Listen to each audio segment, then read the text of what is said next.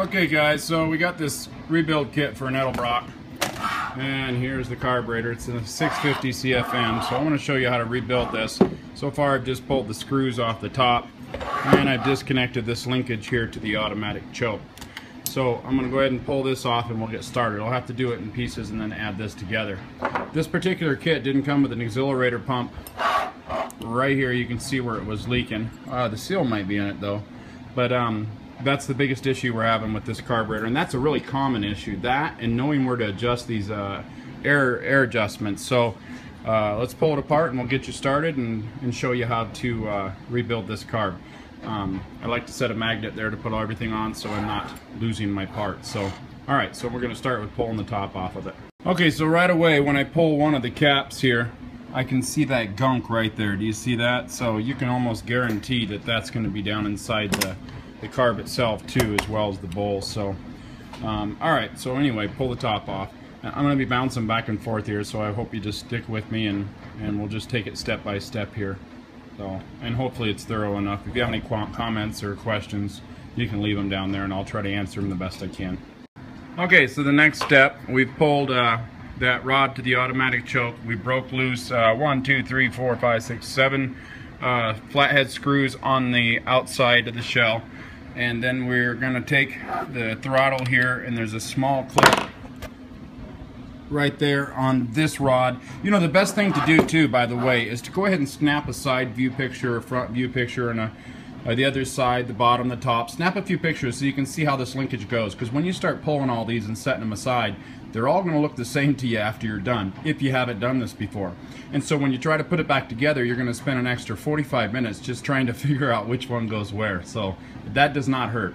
And if not, well then go back to my video here and take a look. But if you're not doing a 650, you're doing a 750, a 550, whatever, then they're all going to be a little bit different. So it's best to take those pictures.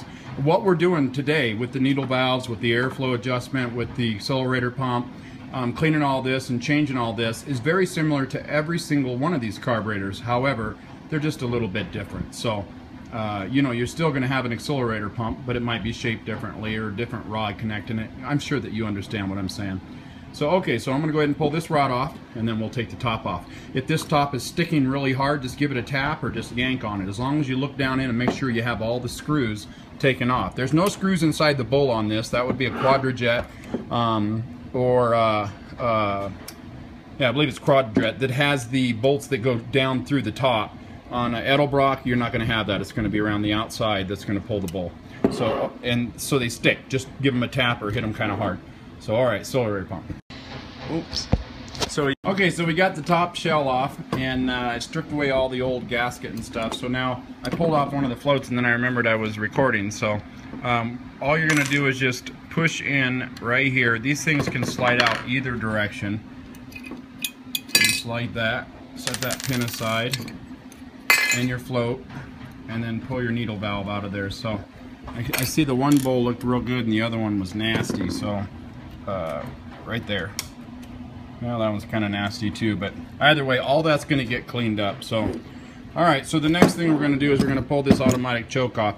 If you're not wanting to tear this down completely and rebuild all of it, this is one thing that probably doesn't have to come off. We're going to clean this one up really good, but the automatic choke and your levers for your accelerator pump, and your throttle can all stay on there if you want. But all these jets are going to have to come off because you need to clean all those needles. Clearly you can see right there where that one's built up. So anything in the center at this point can be pulled off. Anything on the outside, it's up to you. If you're not worried about how it looks on the outside, then it doesn't matter. Other than your air jets, both of those pull out right there with a flathead screwdriver, and you're going to clean those up, and then I'll show you how to properly adjust those and where they're supposed to be at for a 650 CFM. Alright, might as well make a couple dollars, right? Okay, so I pulled off the inlet jet there. Now we're going to bolt both sides of the bowl here and both sides of the rear bowl here. So just pull out these Torx bit screws here. I've got them started already, and we'll pull those out and clean them. And so I've just hit this with a little bit of brake fluid. That's all we're going to do to clean up those jets. Just make sure you can blow air through them.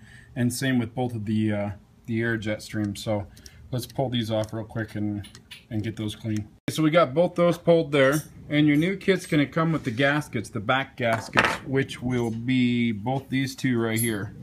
So we're going to go ahead and pull that gasket off and clean these all up real good, and then set them aside, and then we'll pull the rears.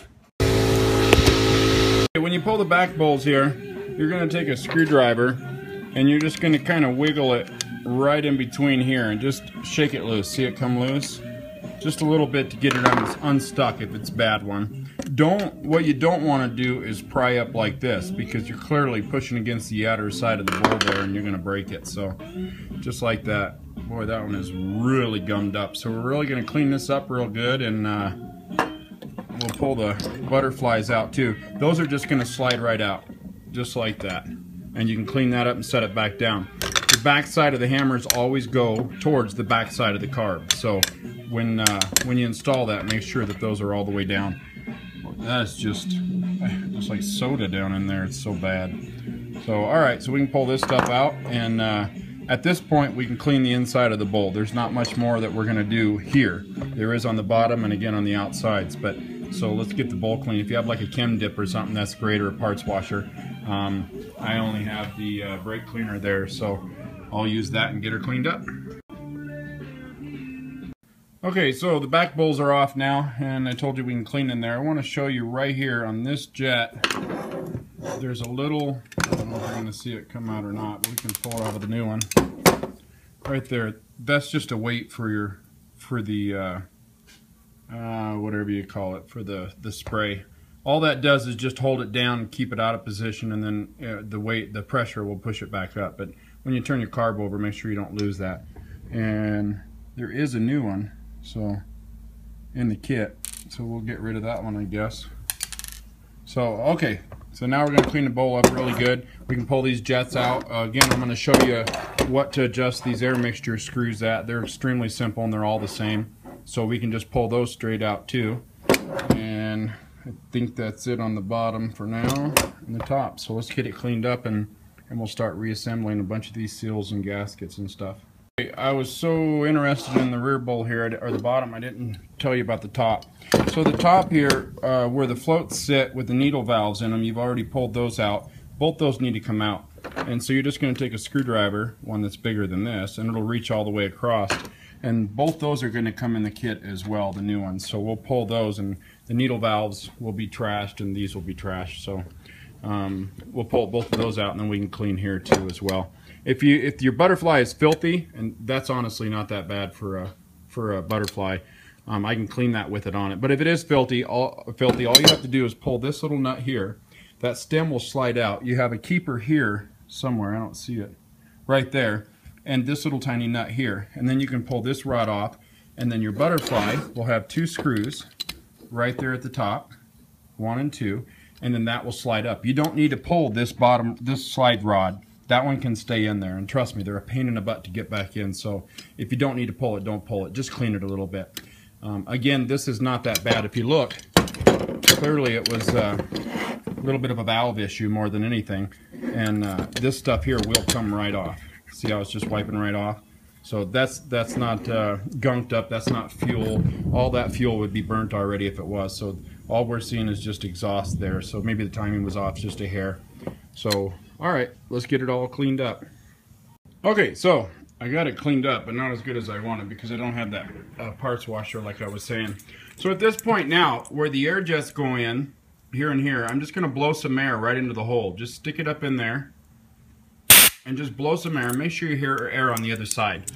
Every single port that you see around here that where there was a valve in it, or whether it was a screw, or whether it was anything that takes fuel, now we're going to blow air through, and we're going to literally just blow all the lines. So now that solvent, or in my case brake cleaner, is in there and it's kind of soaking up a little bit, I'm going to blow air through every single hole. Again, if we had a parts washer, we could hit the outside too, make it look better. Nothing else is going to fall in there, but I did go around and scrape all the ports, and so now we're just going to introduce some air. So here we go. So I went around, blew air through everything, and everything blew through good. If you don't hear air come out on the other side or feel it, then you have a problem. If you're not wearing goggles or anything and you're blowing air over here, just pay attention, because you know, the chambers inside of there are like a little plumbing network, and so air could come out of here and get you in the eye. So, and if you've got that parts washer in there, it's going to hurt. So Okay, so we got all that taken care of. Now I'm going to pull the little filter screen out right here. Let's pull that off the top and we'll get that clean. Okay, that's out. And some of those have screens, some don't. And so in these particular, I didn't even look in there yet, but I know by looking in the bag, right here, see that the screen there? So these particular ones are going to have screen ports that come to them. So now we're going to get that large screwdriver and pull both of those out.